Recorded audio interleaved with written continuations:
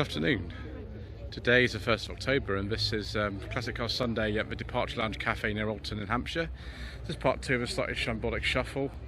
We've already almost fallen over once viewers, so obviously we are keeping up the standard of being terrible as usual. We'll start off with this Plymouth Roadrunner 6768 registration. There is the little chappie on there,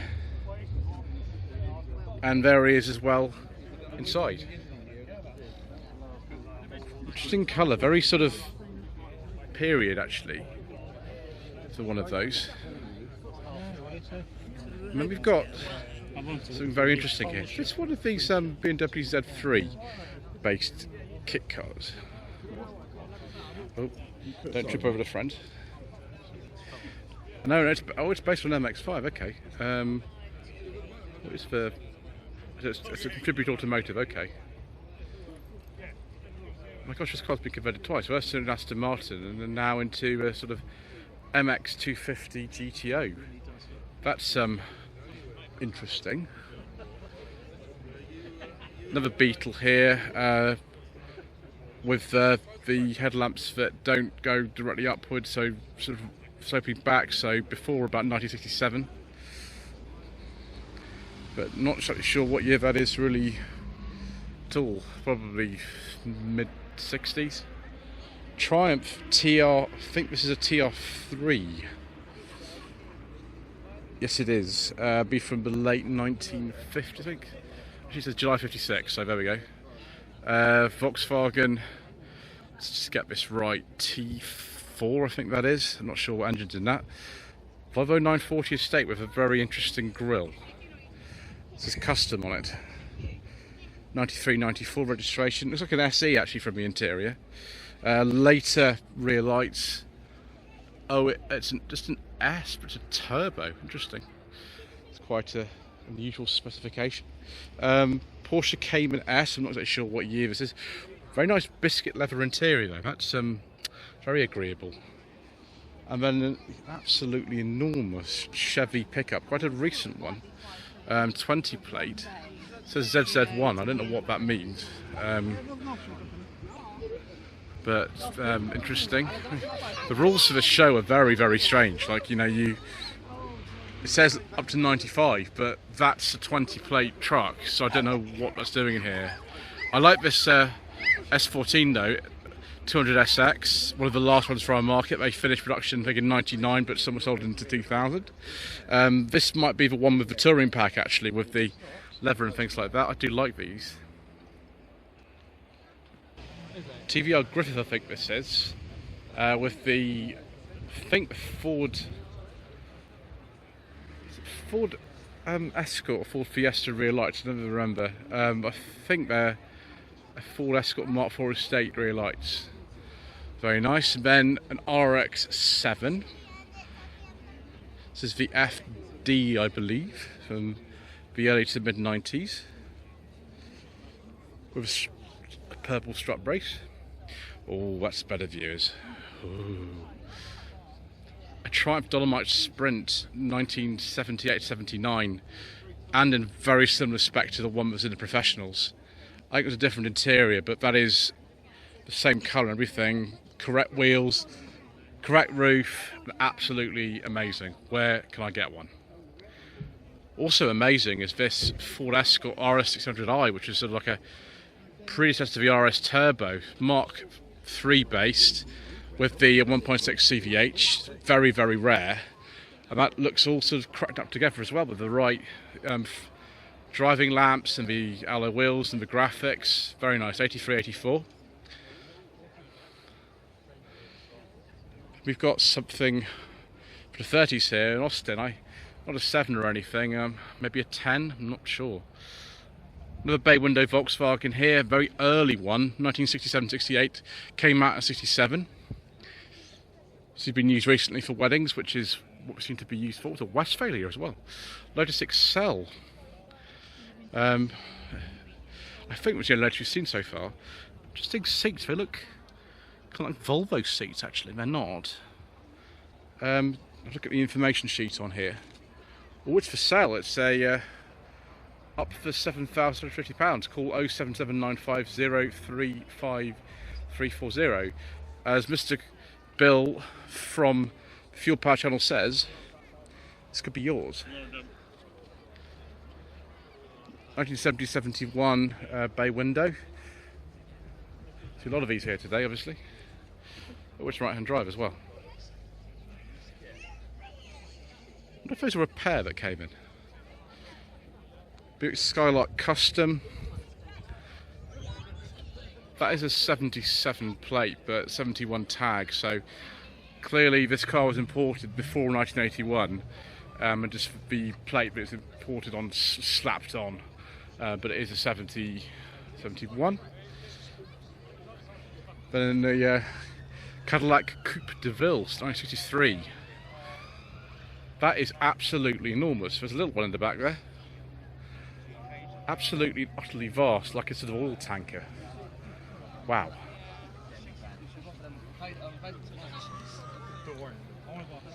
And we've got this unique thing. I think this was here actually before, with a big Corvette engine.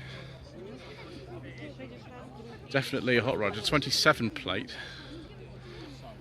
More American muscle here. This is a Pontiac, 1965. What is this model of Pontiac? Bonneville. Pontiac Bonneville, there we go, 1965. Oh, it says Bonneville there as well. Why do I always mess things up for you? It's just the way that it goes. 1981 Chevrolet El Camino from Alabama. My goodness, there are a lot of American cars here today, but then there always are at this show. 1965 Ford Mustang in Goldfinger spec. It's almost identical to the one in Goldfinger. Same wheel trims and everything else. I think the Goldfinger didn't have this side stripe on it, but apart from that, red interior. I can't remember if it was a manual or an auto, but yeah, 64.5 or 65 Mustang. This one's called Sally. Of course it is. And then the car that actually came in today, it's a 1985 Toyota Carina 2 1.6 GL liftback. This is owned by Mr. Brisdian, whose Sonny I came in actually last time I was here in May. We're going to be having a video on that actually coming up later. First of all, we got things to continue on. This is one of my favourite cars of the show. It's a 1986-87 Volvo 360 GT. I've never heard of the 360 GT before. I've heard of a GLT, but this is absolutely amazing. Look at the colour and the Ronald turbo wheels and the red velour interior that you can probably see better than going through the sunroof. There we go. Cassette storage, everything wonderful. Where do I get to film that? Very, very nice indeed. Interesting is this Mark II Escort with a Cosworth engine in it. That has been wrapped quite extensively. And so hello to ruined_Mark II Escort on Instagram. I'm halfway round. It's an early one actually, it was 75 it would be. Not really my sort of thing, but never mind. E30 BMW 3 Series convertible 91-92 with the M Sport, M Sport Alpina bits in it. Wow, very posh. Interesting. And then we've got Mark II Escort van. The Escort vans look very similar to the Mark I's. The thing is that Mark II Escort is just a Mark I underneath anyway, so they didn't really bother to change much stuff. So a lot of the parts are just interchangeable on Mark I and Mark II Escorts, particularly the vans that were discontinued, I think, in 1981, 78, 79 and T. BMW, I think it was an E38 7 Series, and that is very nice. 1997, 1998, sort of around the time Tomorrow Never Dies, actually. But this one is better for me because it has a beige leather interior with wood and also a BMW branded mobile phone. I do like a nice beige leather interior view. This one is a 740i. Someone sensibly fitted some parking camera to that, which is a really good idea. Then a little Chevy pickup thing. What on earth is this? I've never seen one of these before. It's right-hand drive. Where is this from then? Weird. Oh, it's Chevy Colorado. Maybe it's from like South Africa or something, who knows. Right, next row. Very early Stag with like the strangest body kit I've ever seen on one of these. That's remarkable. Absolutely remarkable. Do we still have the original Triumph V8? Yes we do, it's a 3 litre. Yeah, I'm not sure what to say about that really. How about talking about this Cortina GXL instead? 7172 Cortina GXL, the most luxurious Cortina you could get at the time. 2000E wasn't out yet. It's a 2000 GXL with a vinyl roof. And yeah, I think that's what the wheels used to look like on the GXLs, as far as I remember. With the twin headlamps and sort of Life on Mars vibes about that. Oh, and a Daimler. This is one of the Daimler coupes based on the Jaguar XJC. Daimler Sovereign Coupe, 4.2cc over the 6-cylinder rather than the 12-cylinder. You could get 12-cylinder as well. Similar to the car that's used in the New Avengers, the Big Cat, of course the Jaguar 7576 plate on a P. Replica Porsche 306 Speedster. I have looked this up, did check before, and of course it's got the early 911 wheels on it. And then we've got Cobra replica, I assume this is.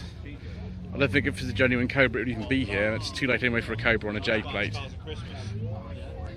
But yeah, I like the colour of this. That is rather nice. 7071 plate. Sort of Volvo's attracted some attention from people who were here. Jaguar X308 XJR, 2001 plate. Massively dechromed the XJR, the supercharged engine of course. Not so much a beige leather interior, a cream one. You still get wood though on the XJR. It's not entirely sort of bereft of all the traditional Jaguar virtues. And we've got this very nice Corolla 1.6 GL Executive. I forget the name of this particular shape of it, but we've got interesting accessories inside. It's a pink steering wheel and quite a stance on this. The owner actually of this car actually owns that Carina 2 that filmed on No Budget Reviews a while ago. Of course we've got another Carina 2 here as well. What have we got here? 57 something. Let's take a look and see if we can actually identify this. Is that a Mercury? I'm not really sure.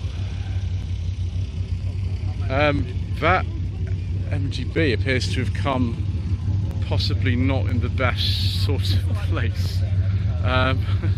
We did say it was going to be hard for us to get out, so I'm going to be here a little while, I think this. It's just we've got a sand glow this colour. 73, 74. Let's just make sure we get out of the way and get to the top of here where we're well clear of them trying to reverse up that hill. That's going to be an interesting hill start. Fiat 500L 6869 in pink. This is after they changed the doors to being hinged at the front.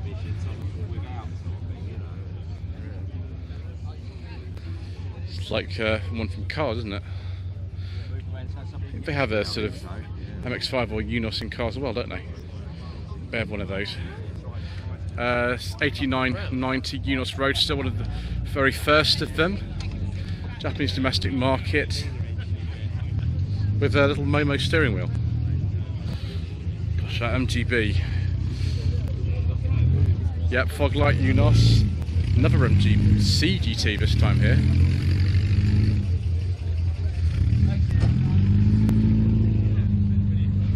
Number of MGBs and MGCs here is remarkable. The number of Stags.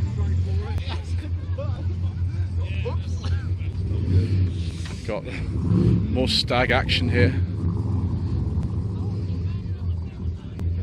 It's had quite a few modifications, isn't it, that one? Ooh, a Mark. Oh gosh, it's got different steering column in it and everything. Wow.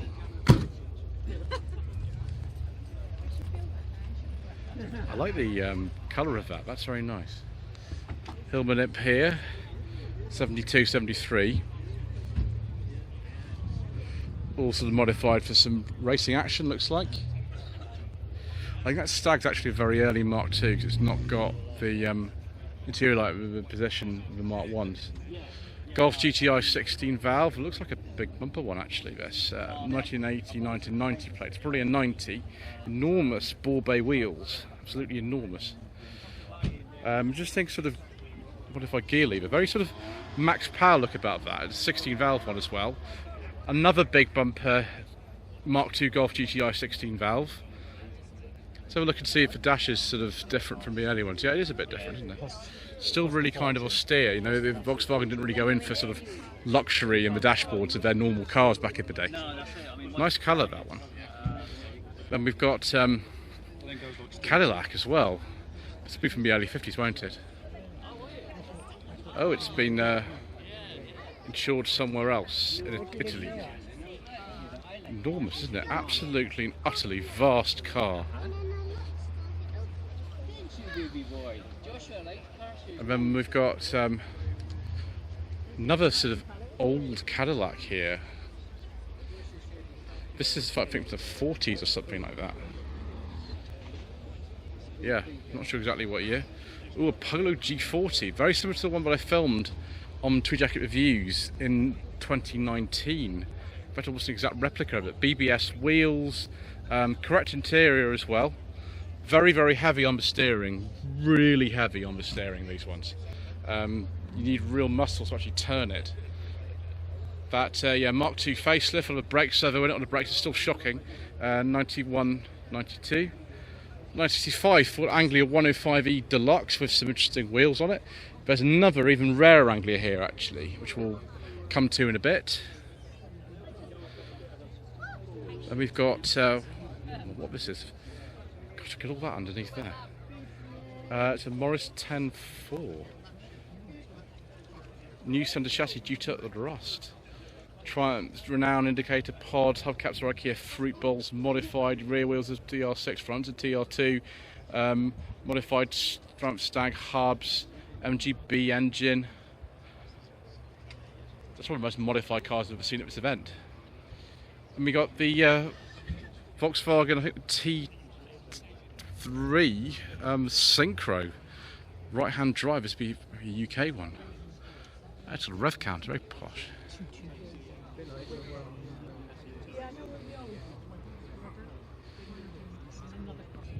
Yeah, Synchro, very interesting variant of the shape of Volkswagen.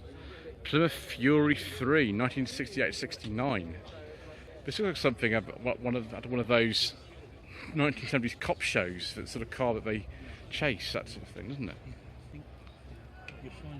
Then I've got a Capri, late one, 86-87, finished production in 86, but registered of course into 87 and beyond actually. The last Capri I've ever seen registered was in 89.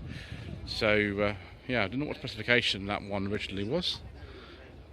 And then another Corvette. This is a C4, 85-86 registration. Also for sale, £11,000, called Paul on 07384588929. And a sort of biscuit interior, although some might say it's a beige level one. Yep, Isle of Wight registration, obviously imported at some stage. And a Nissan Bluebird 2-litre SLX. At the top of one range was executive, so not too far off though. It's just on the sort of cusp of between the T12s and the T72s. These are actually quite nice cars to drive. I have driven one of these, a 1.8 GS from 1990, the one I drove. It's pretty good. And then another Cadillac, I seem to be breeding around here today. This one 78-79 on a T. It's a Sedan de Ville in very, very beige with an orange roof. Interesting. Triumph TR6. I'm surprised we haven't seen one of these yet today actually. 73-74 on an M. with wooden dash and all the other sort of luxuries. Saw that Mark III Zodiac earlier on. This is a Mark II Zephyr. Be from probably the late 50s, I imagine. Orange and white. Actually looks quite nice in orange and white. Since it's got the automatic gearbox in it. Very late MGB GT. Same colour as the one I drove on my channel earlier on last year. That was a Roadster. This is the GT. Originally this would have had rubber bumpers. As you can see, you've got the late type seats in here, and would have had different wheels. I prefer personally just to take the bumpers off rather than putting chrome ones on. Just keep British rubber ones on, but everyone's got their own taste, haven't they? Austin Tourer, probably from the 20s. This might be the oldest car that's actually here. Some competition, but that's probably the oldest one that's here, so all sorts of variation here today. We've even got a little tiny brake light just here, tiny one. Hillman Superminx, looks like a relatively early one. It's got the original style rear window shape, so it would be sort of 61, 62, something like that, maybe up to 64. Then a Porsche 911 from the early 80s, 83, 84 registration. Ooh, rear wiper as well. Dick Lovett, still a Porsche dealer, I think, maybe even today. And we've got a Triumph Toledo, relatively late Toledo, two-door Toledo. You could get a four-door as well. Parents had one of these back in the 70s. 74, 75 plate. Land Rover Series 3, 1983 to 84, then to 85. And then in 83 also the sort of counties and things like that started coming out.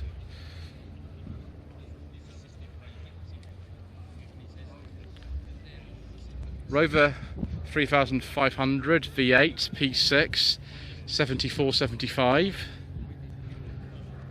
That's a leather interior, it's a very beige one, which I approve of, viewers, because we do like a nice beige leather interior.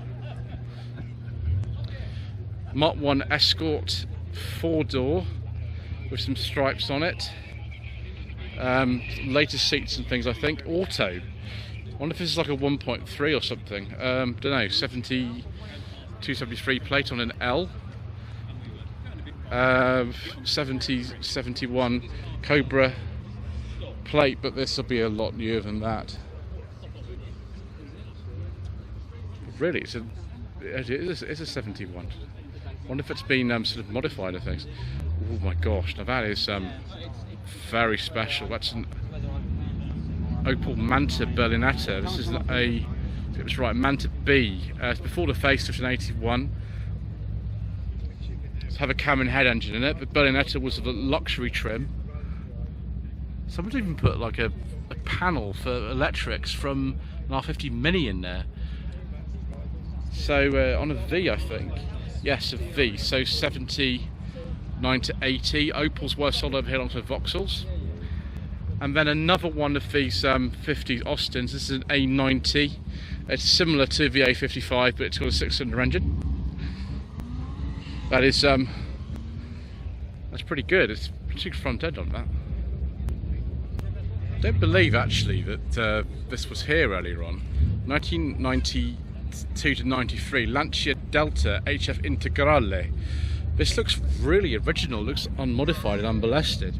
They made these until I think 1994, 1995. Nice colour. Another one of these Hillman Imps with the enormous exhaust at the back, 1965. So I think this is Mark II with the interesting stalks. Another one of these T3 transporters, 1987, 88 registration, sorry, 88, 89 on F. This will be water cooled by then, because the water cooled ones came in, as far as I know, about 83 it was. Let's see if I've got my Mercedes Benz models correct here, viewers. 1973, 74 Mercedes Benz W115, I think this is. Longer, so yeah, CE, 280 CE. Could be wrong though, but my Mercedes model codes are not my strongest suit. Ooh, a Triumph TR4 seems to be on the way out. Yep, TR4. Next to it, a much newer Mercedes 190E. This looks to me like a sort of later car, about 1990, something like that. I have done one of these on the channel, Sensible Secondhand Classics, which I filmed I think 2 years ago. Belongs to Simon from Lot 206 Cars. I guess it's probably a 2 litre like this one is, and it's got the graphic in the back window like a lot of cars used to have in the late 80s, early 90s. Reliance Limited GTE, and no, I'm not allowed to make the connection you want me to make. I'm not allowed to do that. That is banned on this channel. This one's an auto, 1980 to 1981. Early Chevy Camaro, 1967. And then we've got a Morris Marina Coupe, sort of all dressed up in kind of period racing garb. 71, 72 on a K. Got Leyland roundels everywhere. My gosh, helmets and all sorts of interesting things. Because these were used in competition, they were a lot. That one looks like it's got a roll cage, so maybe it still is. Capri 280 Brooklands and 1987-88 plate. Obviously production finished in 86, so I think I was saying earlier on that the Capris were registered a lot later after production. This is an example of that. Nice original dealer plates on this. That's a very strict looking one. That probably is worth a fair bit of money. I'm really surprised that we haven't really seen too many Morris Minors actually today. This is the first one I've seen. It's 65 with the correct steering wheel, which came in October 64. Miranda, I think that one is. And we've got another Stag here, 73, 74. Mark II, again, interior lamp has moved up to the crossbar. It's the way I top them apart anyway, because it's quite hard to do it otherwise. Another Series 3 Land Rover. This looks like the one from the Living Daylights, doesn't it? That was a canvas-backed one. 71, 72 on a K. C5 Corvette, I think this one is. All mod cons in this, and the good old 6-speed, I think it's a ZF 6-speed gearbox in these. I think we probably saw this at Classics, didn't we? Yes, a C5. Yes. Oh. It says for sale MGTF. That's on MGTF. It's another Corvette of this generation. Yeah, another one of the. So maybe it might be a later one. Let's have a look at the back end. No, it's later. It's a C6. I do apologise, viewers. I should have said at the beginning, but I apologise for all the incorrect information, which will inevitably happen. Another Plymouth Roadrunner. Another one. Wow. Okay, they're breeding here today then. I wonder if it's the same sort of year, maybe on a G. Yes, it is. 69 that one is. And we've got another Corvette Stingray. Again, I think from the 70s. Even though the plate, I think, is an awful lot older. Yeah, that's 67 plate. That car is definitely newer than that. We've got more Corvette action here. How many Corvettes are there here today? This is one of the C2s, I think this is. 1954. I mean, that is quite agreeable, viewers, I must admit. 1964, that one is as well. And then we've got Crossfire fuel injection in this late C3 example. 81, 82. On an X, and then we shall have to look at this one again. Look at that. Corvette C4, 1987-88 plate. So many Corvettes, just so many of them. Anyway, I think that is quite enough for now. Thank you ever so much indeed once again for watching. Please don't forget to subscribe to our channel. Like this video in the comment below, and we shall see you again very soon for more incorrect information.